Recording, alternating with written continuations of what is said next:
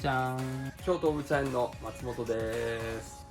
今日紹介させてもらうお茶はこちらの玄米茶です。こちらのお茶、普段もちょっと贅沢な玄米茶としてウェブサイトでも販売させてもらってるんですけれど、今回お送りさせてもらう玄米茶は茶畑オーナー様限定のバージョンになります。何が違うのかというとですね、これまず茶葉なんですけれど、見えますか？これ茶葉がまず違います。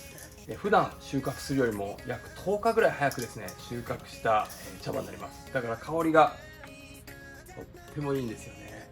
そしてもう一点がこの玄米の部分ですね。これね、小さくて全然見えないかもなんですけど、見えますかねこれ。はい、これがですね、もち米の玄米を使ってるんですけれど、とても香ばしいんです。食べても美味しいんですよ。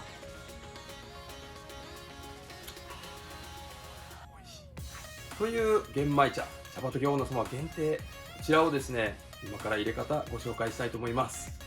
まず用意する道具ですね。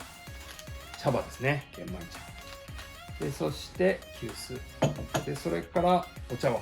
こちらはこういう陶器のお茶碗でも大丈夫です。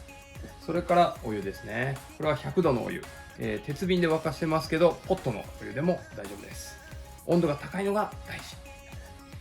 茶葉、これ 5g 測ってるんで、これをそのまま入れちゃいます。はい、ですね。で、そして次にお湯。これがだいたい 180ml ぐらい。そして抽出時間ですね。1分間です。待ちましょうね。はい、1分経ちました。じゃあお茶の方を入れたいと思います。はい、こうですね。順番にこれ回しすぎといって少しずつついていきます。最後の1滴まで絞り切る。これもとても大事です。こんな感じで入りました。見えますか？こんな感じですね。朝蒸しのいい色ですね。はい、香りもとってもいいですね。じゃあちょっといただいちゃいますね。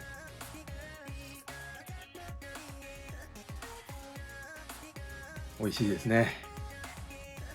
玄米茶、これ今1煎目入れましたけど、この後2煎目3煎目まで楽しめるので、ぜひ飲んでみてください。今日はどうもありがとうございます。では、